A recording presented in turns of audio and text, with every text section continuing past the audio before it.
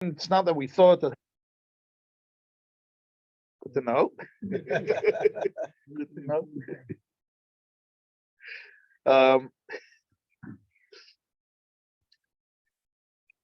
So this is the idea of Gzela, that when a person doesn't live up to who and what they really are, that there's something is robbed in their life. Their experiences.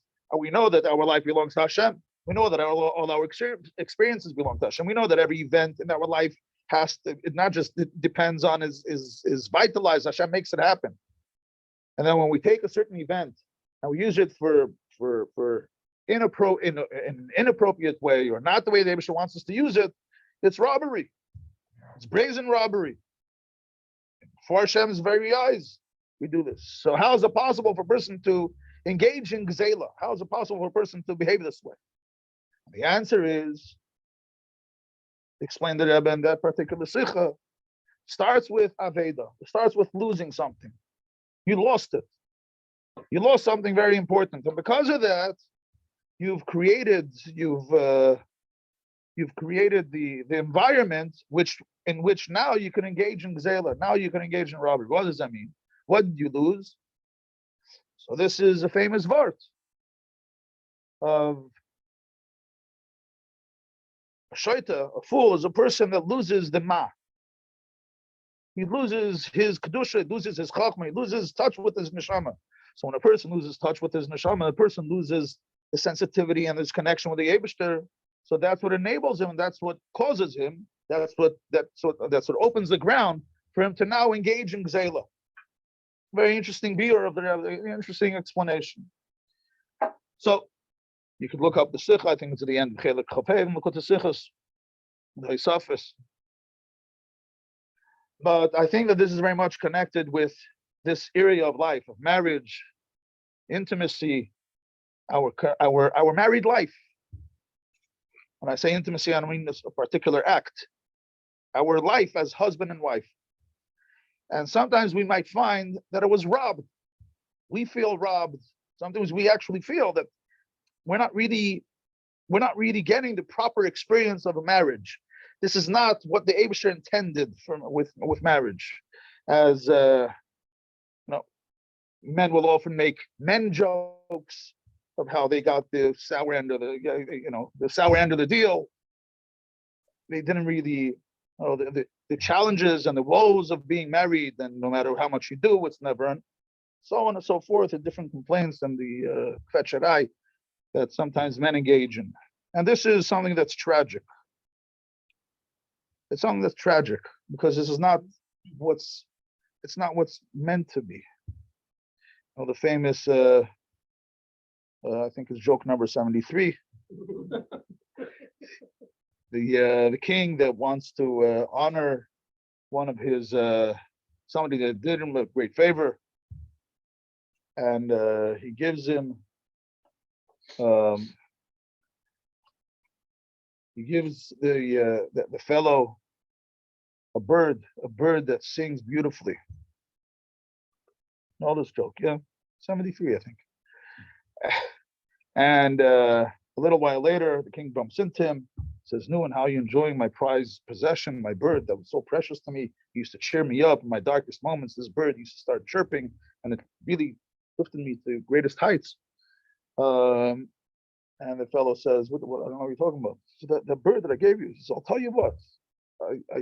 I cooked it up and I started eating it, but it was a little bit rough. It was hardly anything there. But then I took the bones and I threw it into a soup, and then then it actually lifted this. The taste of the soup tasted better with the bones of the soup."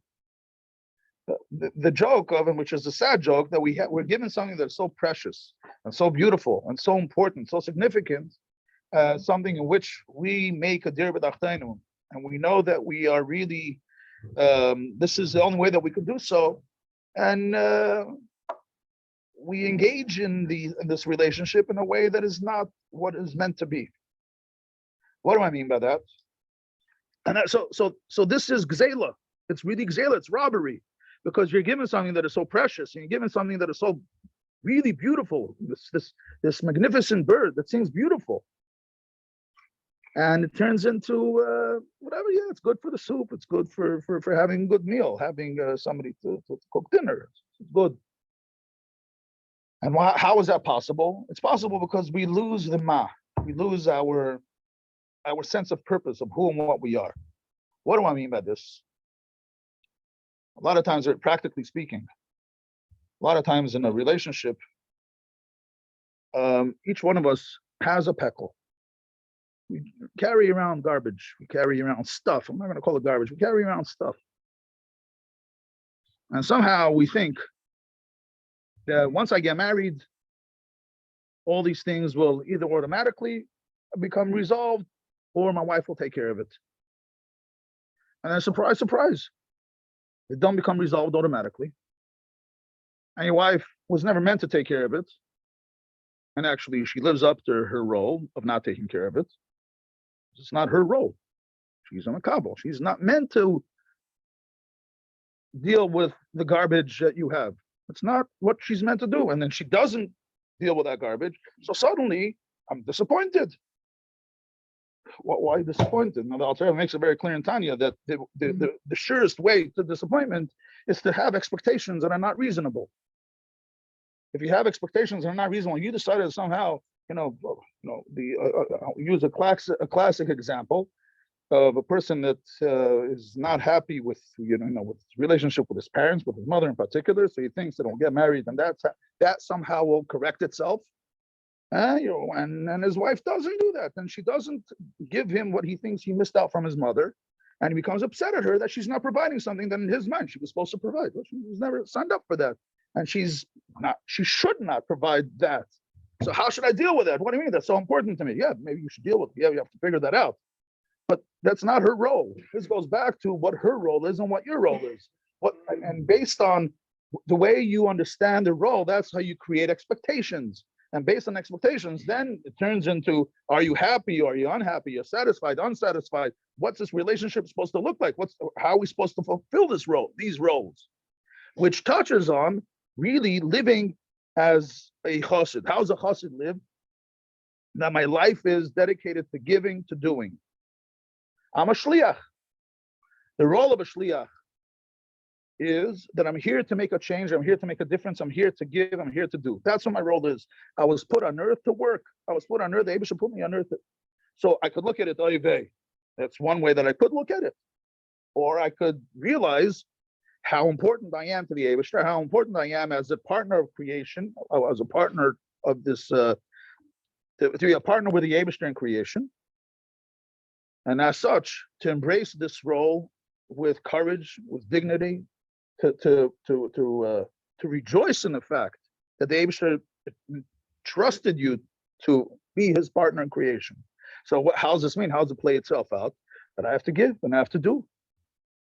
So, but what do I get out of it? It's not what a giver does. It's not what a giver does. Why should you fulfill your shlichus? That's a different question. Why should you do what Hashem wants? That's a different question. But once I recognize what my role is, so someone will say, well, that then in a relationship, it's not like you give 50% and she gives 50% and then you have 100%, but you give 100%. She gives 100%, then you have 100%. But you have to give 100%, not 50%. So it's cute, it's nice, but it's not. It's without the ma. It's without the kedusha of a relationship. The kedusha of a relationship is that I recognize my role. That it's not about what I'm getting in return. I'm grateful and I'm happy that I'm serving the Eibishter. By me living the way I'm supposed to live as a husband, I'm serving the Eibishter. Now I know that I'm speaking ideal words. I know that I'm speaking in a perfect world. I know that. But it's important to know the ideal and the perfection in order to, the way you set yourself up, that's how you're able to actually live a life of real satisfaction. It doesn't, when you look at a chassid, a real chassid is not living some type of miserable life. He's living a happy life. So we're able to train ourselves together. Now, a person might say, I'm not fully there yet. Okay. I have certain needs. I have certain, but what is my, when I want to think of what my role is and what it is and who I am, my identity is that I'm a shliach, Kadosh Baruch Hu on earth to change myself and to inspire my environment. As Reba mentioned earlier, the Sikha said it's our role to make it easier and to make it lighter and make it happier to do what the Eibishter wants in our homes. That's our role. And when we embrace our role, the worst thing that we could do is run away from our role, run away from our identity, run away from who and what we are.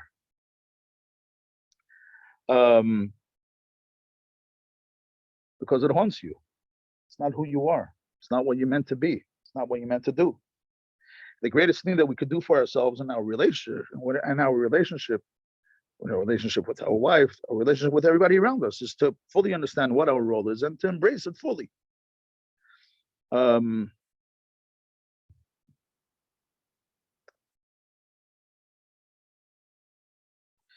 L'chaim. I should smile. I had one question. Who made the flyer? I punched in the address on my GPS. I ended up in Richmond Hill. There's another Edinburgh up there. Oh wow! Even though I've been there. That's where everyone else was. That's where everyone else was. I had one to wait. Especially like an hour late. Part of the time you're busy, another part you're more busy. You're more busy because you're doing the holy work and want to encourage other people to do more and keep more and blah blah blah. Right, you're right. Not Richmond. You come home. Because when you're right, Toronto, people don't think.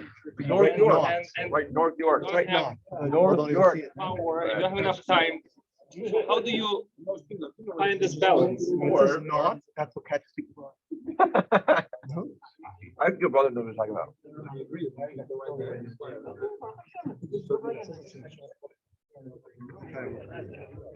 It's a very good question. You smile.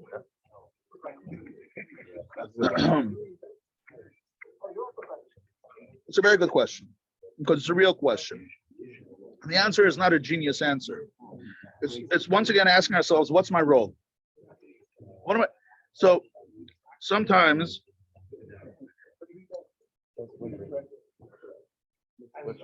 question was that we work hard, whatever, and this is true with any type of work that you do. It's not necessarily to do with shluchus. Any type of work that you do, most men or many men work hard. right, but sometimes you finish at 6 and you can forget about this. When you do the whole job, it's different. That's true. Your mind is always there. That's true. Not always there. Not always there. There's a certain time that we have to know how to do this. We have to train ourselves to do this. I have to understand and I have to know that my role in being a husband is not less important and perhaps even more important than my shluchus work, my job work. And being a parent is not less important and perhaps even more important than my work, my job outside of the house. The question is where I spend more time and what my focus is. When I recognize that my role is that I'm supposed to be an inspirer, I'm supposed to be a giver, I'm supposed to be a MASHPIAH. So now that's what my role is. So now the question is, practically speaking, how could I do this? And then this becomes a very practical, technical question. It becomes a technical question. How do I do this? In other words, if 6 o'clock is not doable or possible, so maybe it's 7 o'clock, or maybe it's 5:30. Maybe it's being recorded, so I'm not going to share everything. But I don't know if I could trust it.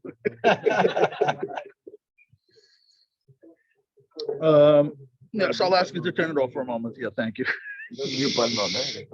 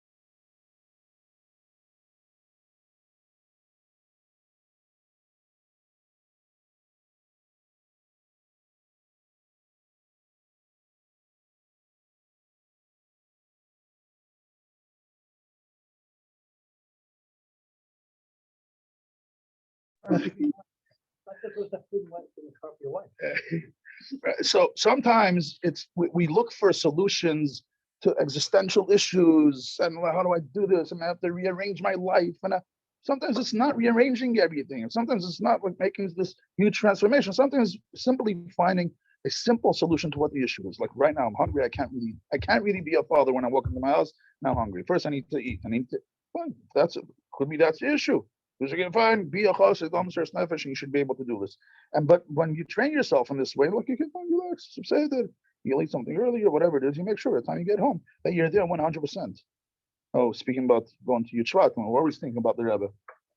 One of the things with regards to the Rebbe is like with regard how the Rebbe treats every single Yid, and how every single person described that when they had an experience with the Rebbe that was complete. It was complete. The Rebbe wasn't thinking about anything else, not doing anything else, not completely focused on that person. And this lifts a person to such great heights when they know that they have your full attention. So people knew that it was just a second or, a few seconds. And obviously, there's no expectation otherwise. I'm not trying to make a perfect comparison, but there's a certain point that when a wife knows, when a child knows, that when when she or the child is speaking to their father or husband, there's complete attention, even if it's for the 20 minutes or half hour, because you just run into the house because between this pull and that pull and whatever it is. And sometimes there are pullers that take you out of the house for late at night, whatever it is, but you make up for it. There's a certain point where you'll spend undivided attention. Again, when you don't forget your role as a mashpia, you leave the house, it's not like you're no longer a husband, which very much touches on the idea of what bittul is. Right? In Chassidus, we speak about how davening has to affect our whole day. Our relationship with Hashem has to affect the way we live our day-to-day life. That when you go to work, it's affected by it. And the same thing is our marriage, not in the sense, the negative sense, the obsessive sense, but my marriage is a shlichus, and my work is a shlichus. I'm trying to achieve and accomplish something. A person doesn't forget about his wife when he's going to work. Part of his work on earth is to transform the world in the occupation that he has. But it's not that he left his wife at that point, that he's not with his wife. And therefore, how does it express itself? And this is something that's so important, is that if his wife reaches out to him, it's not that, that he has no time for her and he's not interested in her, or whatever. Don't bother me at work. Why are you calling me? So obviously there are extremes, and sometimes it's necessary to set certain boundaries, but it's not a sense of stop calling me at work. I'm completely focused on you, but when I speak to you, I want to be completely focused on you. But when I'm at work, I need to be at work, and I need to be.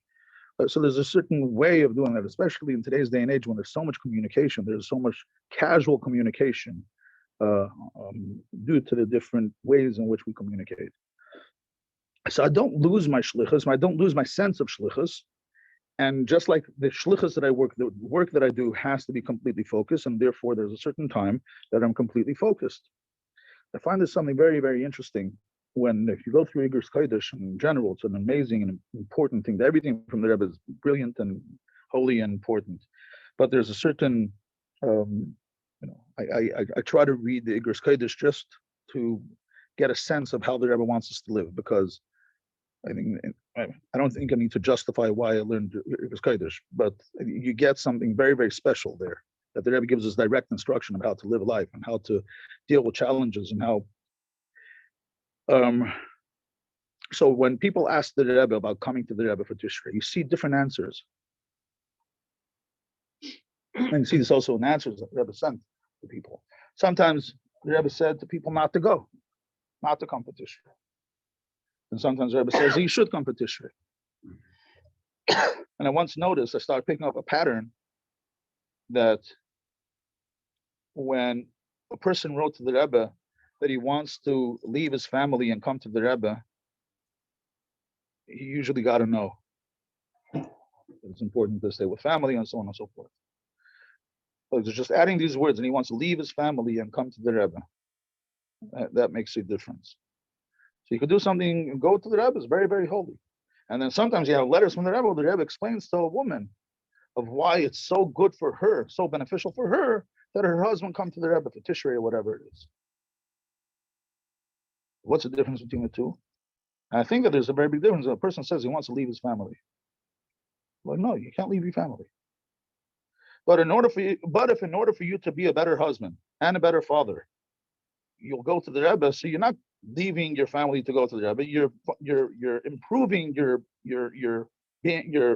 role as a husband. You're improving. You're going to take a course, so to speak, on being a better husband. You're going to take a course on being a better father. There's nothing better than that in the world. So what happens when a chassid goes to the Rebbe? He becomes elevated. He becomes more refined. By definition, that means less selfish, less self-centered, less arrogant, less aggressive, and less of the other garbage that we deal with. That's what should happen when we go to the Rebbe. And if you're doing that, that's the most amazing thing, not just for the person, but for the person's family. The breakdown in marriage happens in disrespect. It happens in disunity. It happens in aggression, and it happens in being self-centered, focused on my own needs and my own career, my own drive, my own whatever it is that I'm doing. Whether the shlichus is putting on film with people or working for a furniture store, lahavdil elf avdalis. Yes, it's true. This is very holy, but there could still be that sense of don't get in my way. And sometimes a person can get caught up with their work, as holy as it may be, but they get caught up with it. And we have to remember at all times that we're not workers, we're avdei Hashem, that we're shluchim to do what the Eibishter wants. By definition, that means that I can't become a monster at home. By definition, if I'm a shliach, that means that I'm more kind at home, that I'm more sensitive at home, more I embrace my role as a shliach of HaKadosh Baruch Hu on earth. That means by definition, I'm a more kind, sensitive, caring, selfless person. How does it express itself? When we have when we embrace this role properly, we figure out a way of expressing it. When I realize that coming home is not taking me away from the important things that I'm doing, but this is just as important, if not more important. So then I do it. So which one should I be doing more or less? I have to do this 100%. Do this 100%. So when the Rebbe addresses somebody at dollars, when the Rebbe is speaking fully, but there's somebody else waiting. Yeah, when that person's turn will come, that person will get the full attention. Right now I'm doing this. Right now I'm speaking to you. You get the full attention. So I have 20 minutes. I have a half an hour.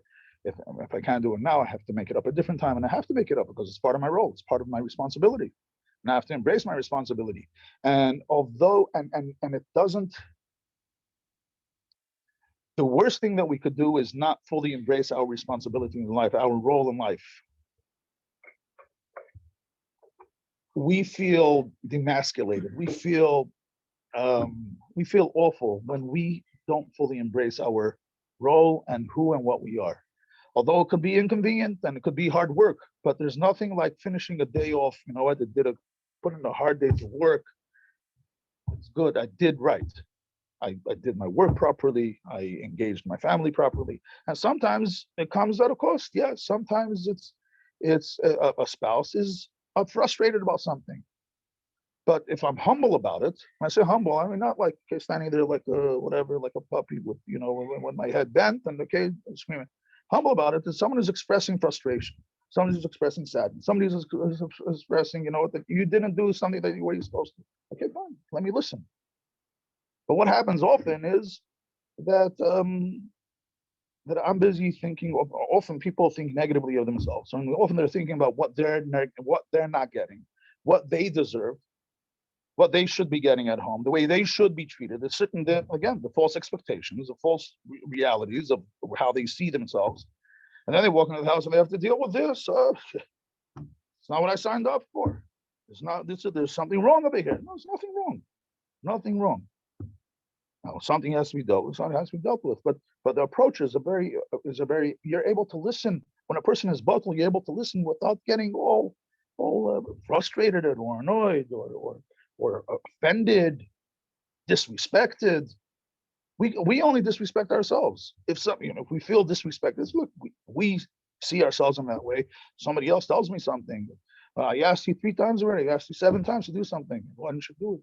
Again, you didn't take out the garbage. So what's the point? What's going on really is I see myself as something that I'm not capable of. And then somebody says, my wife says, look, again, you didn't do this. So I feel so. It's not what she said. She's expressing her disappointment. She's unhappy that she has to do this work that really could have been done by somebody else. That's fine. So why are you getting offended? What's the problem with that? She's allowed to say it. You want her to say it. It goes back to the point of embracing our role as shluchim, embracing our role as for the purpose that Hashem put us on earth to illuminate this world, to bring more kedusha into the world. And there's no simple fix, but when I learn how to live with the Eibishter, I learn how to do every single job 100%. And I learn how to do so with peace. That I'm not pulled, that I'm not frustrated. I have to be here and I have to be there. No, this is where I need to be, right here, right now. But I have so many things, it'll have to wait. Because this is not less important than that. So, but, no, it's not but. Being a husband is a very important role in your life. It's not just out of convenience. It's not just out of it because you want to have some pleasure in life, or it's part of your role in life. Now, obviously, when we have this attitude, it helps us. Clearly, we're not, I shouldn't say clearly, some of us might not be tzaddikim. Sometimes it takes work to get there. And sometimes we need to engage. But we need to engage in our life and be very honest with ourselves. And this is where bittul comes into the picture. Bittul is of recognizing or asking myself, what am I here for, as opposed to what am I getting out of this? Well, the famous words of the Alter Rebbe of when was the last time you asked yourself, what are you here for? What's that from dir? What do you need it for? As opposed to what you need. To learn how to ask ourselves this question more. Thinking of ourselves, recognizing that the Rebbe should put us on earth, that there is a plan for it and there's a reason for it, and he wants us to give. He wants us to do, particularly as a mashpia. Easy? It's not easy, but when we take a step back, when we go back to our we go back to what and who we are, and we're able to do this much more successfully. L'chaim. Am I speaking too holy? Well, tell me. The holiest of holies. Too practical? Sorry? Speaking the holiest of holies, which is right down here. That's what it's supposed to be. That's what the holy of holies, the Chodesh HaKadoshim, is called the bedroom, because holy is not something that's disconnected from the world. Holy has to come down to here and now. I was calling to come here and escape reality, and you brought me right back to reality. You have to have some chayim. That'll take care of everything. Yeah, la la la la la la la la la la la la la la.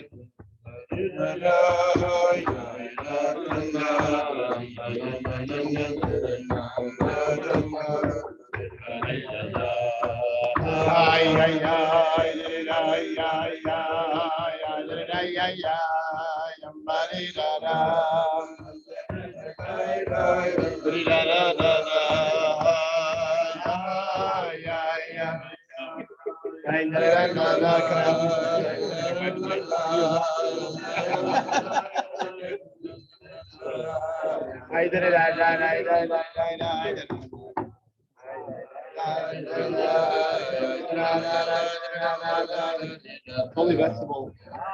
That's why. I'm 50 here.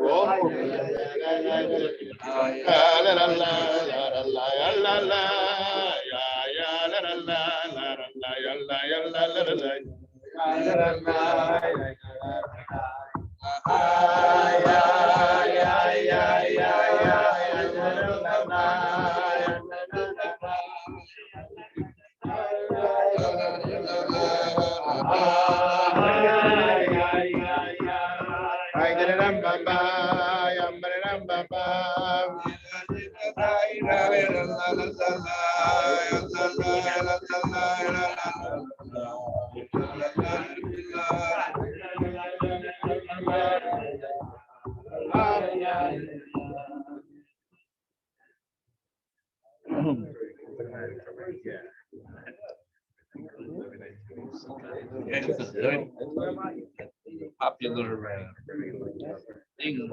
Say, talk to the men about the men's roles, and talk to the women about the women's roles. The men shouldn't expect from the women, and the women shouldn't expect from the men. But if, at least in the context of what men should know, so when you're saying what you shouldn't expect, What should you expect? what should you? It's still fair to say something, because not living in Yehudi law, where there's bittul mitzias legamri, there's still epis of mitzias, and there's still a need to review. And as you brought that letter, that's the gate after nervin. In other words, having a partner in marriage is negate to the nervin of both. Absolutely. Right? So what, where could you refute? The nerves and overall well-being. Nerves and overall well-being. Sounds like something to that. Absolutely. And that's how Torah looks at intimacy. So it's I don't know that this is a place to speak about what the expectation is of a wife, but I will say that it is appropriate to have to want something out of the relationship. It's okay. It's okay. Maybe going back to MASHPIAH and MEKABEL. So the MASHPIAH has to challenge himself to be a MASHPIAH no matter what the circumstances are, and no matter what the reality is of the MEKABEL, and no matter what the mood of the MEKABEL is, and no matter what the makeup of the MEKABEL is. But at the same time, there's a MEKABEL is not just a passive existence. It's an engaged existence. And we have to ask, so it is reasonable and healthy to have an engaged MEKABEL. And an engaged MEKABEL is sometimes the greatest thing that you say something and it's heard. We say something that's not heard. There's a huge difference. But we have to recognize as to what, right? So I'm going to say an engaged MEKABEL is important. And when a person has certain needs, it's good to be able to address them. It's important to be able to discuss them. It's important to be able to be real and to be honest. It's very important. So we have to know what our role is, and I think that there's also a path to get there. And then we have to ask ourselves: is this MEKABEL capable of handling such a thing, or am I just releasing some frustration and sharing it? So I can sometimes say I'm going to use this example again. I know that's far from a perfect example, and I'm going to use it anyway because I think that's the best out there. I haven't seen any better example yet of a MASHPIAH and a MEKABEL. So it is appropriate for a MASHPIAH to say to a MEKABEL, that to a student, that in order for me to do my role properly, these are certain things that would help me. These are certain things that would make it easier for me. These are certain things that I would like to see or not like to see. But being in the role of a MASHPIAH, the MASHPIAH has to ask himself, is the MEKABEL able to handle that? Sometimes the MEKABEL is not able to hear that I have to do something different, or MASHPIAH has to ask himself, in what would be the best way for me to express that a certain, I don't like to use the word expectation, but I'll use it anyway, a certain way of living that would make life much easier, much more pleasant, much more appreciated. And sometimes it's just about communicating it properly. But going on this letter, I think that this letter has a huge amount to it. The Rebbe speaks there about what happens if you don't deal with things properly. Then Chalila b'chas, it could be the Avin Yadua, and something that some doctors are encouraging. It's a fascinating letter, particularly fascinating that it's Tavshin Tezvav. It's 1955. And the Rebbe speaks there about what happens if a person does give in those areas of life, and then suddenly there's guilt and there's shame and the negative feelings that come along with it, which is in itself fascinating. The Rebbe's insight into what happens when we don't live up to who we are. Because this area of life, intimacy, an intimate way of living, both in general and particularly including intimacy between husband and wife, affects us so deeply. It affects our essence. It affects our very essence, and therefore it's our overall well-being. Therefore, it's our nerves. It's not just a certain need that I have, certain desire, but it's something that affects us so deeply. There's a sikha of the Rebbe Rashab, Torah Shalom. Oh, it was a Yutas Kislev. It was a continuation of Yutas Kislev Fabrengs, and I think Yutas Kislev that year was on Friday.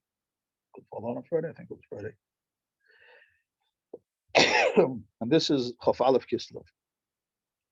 And they were singing Pada B'Shalom Nafshi. And when they said the words Shalach Yada B'Shleim V'Chilo B'Risai, the Rebbe Rashab interrupted, or he started speaking about this idea of Shalach Yada B'Shleim V'Chilo B'Risai. That the bris of a person, referring to the intimate areas of a person's life, is connected to Shalach Yada B'Shleim, that it's connected to the entire being of the person. The Rebbe Rashab goes on to explain there that the only way of dealing with the Avnei Yadua, the only way of dealing with these most intimate areas of our life is by learning Chassidus. It's not just about doing tshuva. It's a fascinating sikha. I don't know why it's not more well known. That Chassidus is the antidote to inappropriate issues in our personal or in our intimate life. How so? Why so? As he says, he says tshuva doesn't work. As Alter Rebbe writes in Tanya, doing tshuva for Avnei Yadua is not possible. So how could you deal with it? Don't learn Chassidus, because Chassidus is atzem, and therefore Chassidus has the ability to deal with this too. That sikha is deserves to be learned and to be learned properly.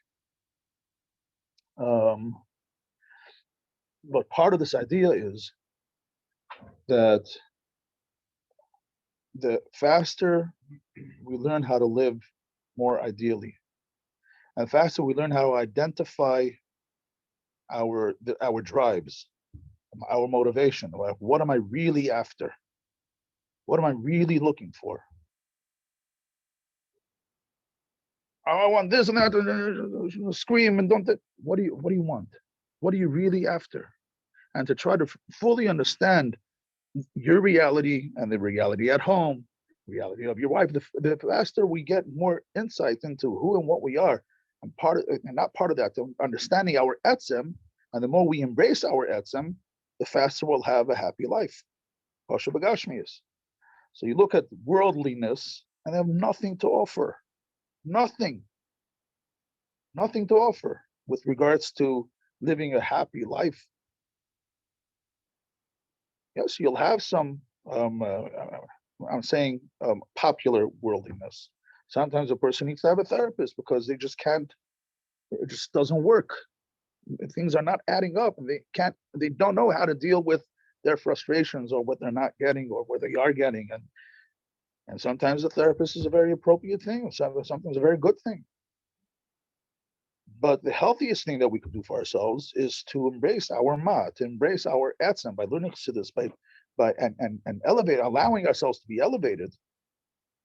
Our whole life then becomes different. So what is the expectation?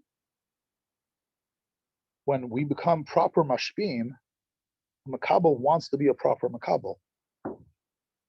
Well, MEKABEL looks forward to being a MEKABEL, is excited about being a MEKABEL. And that is very empowering, and very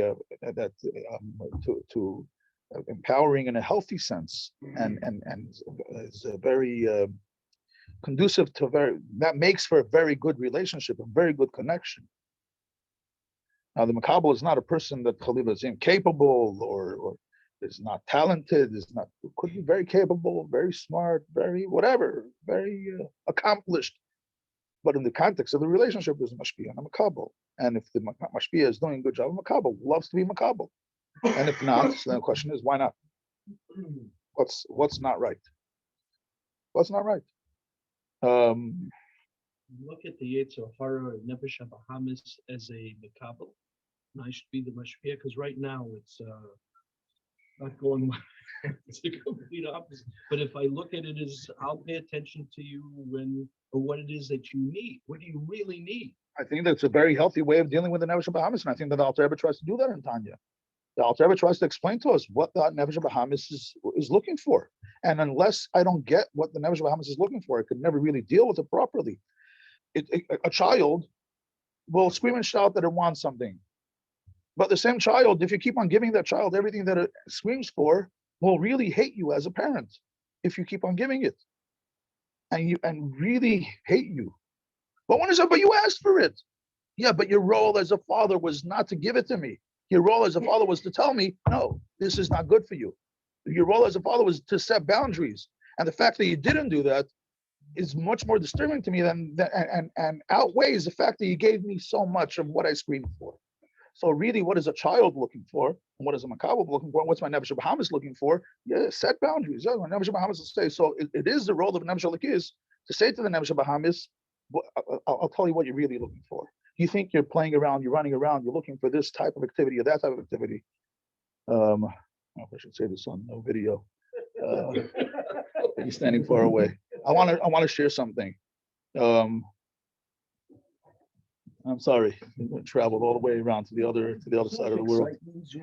Yeah, you get to walk there, you have to walk back.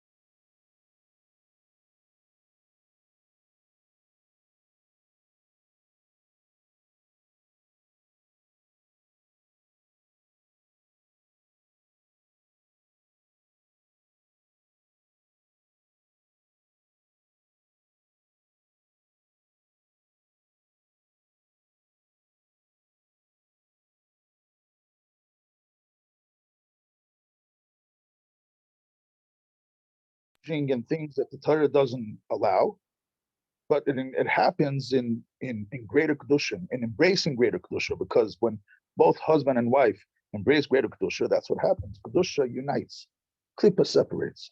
Klippa has to divide and conquer. Kedusha, on the contrary, it wants union, it wants connection, and that's really the deepest connections that we have. Just like we search for the Eibishter, just like we search for Zamalach Hanafshi. Our deepest desire is to come close to Hashem. Says the Baal Shem Tov, the reason that you're hungry for food is not because you're hungry for food. You're really hungry because there's kedusha within the food, and you want to refine it. You want to elevate it. So you're really looking for the godliness that's found within the food.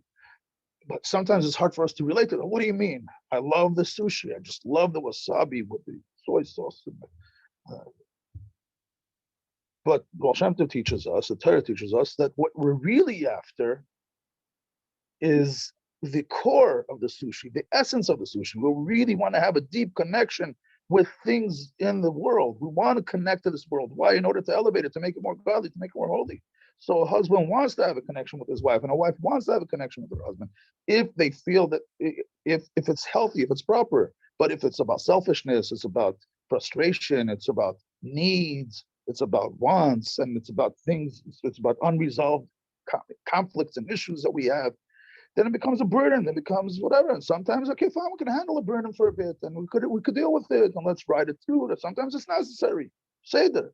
But really, our greatest need, our greatest desire is greater kedusha, greater connection to Hashem, and this translates very practically. There's a lot to be said on the subject. L'chaim, that we should manage on building a proper mishkan, a proper mikdash for Hashem in our homes, in our bedrooms, in our lives, to make Hashem real. L'chaim, l'chaim. If I may suggest that we should turn off the